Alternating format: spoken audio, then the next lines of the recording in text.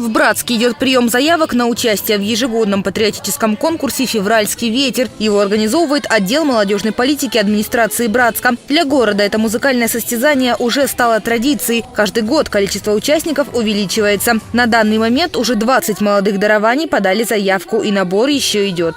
19 числа будет генеральная репетиция с 3 до 5. Само мероприятие намечается на 22. Также будет проходить с 3 до 5. В конкурсе у нас 3 номинации. Первая номинация – это вокал, вторая – это дуэт, трио, и более людей. И третья номинация – это вокально-инструментальный ансамбль. Концерт пройдет в целлюлозно-бумажном колледже. Подробную информацию можно узнать по телефону 349 612.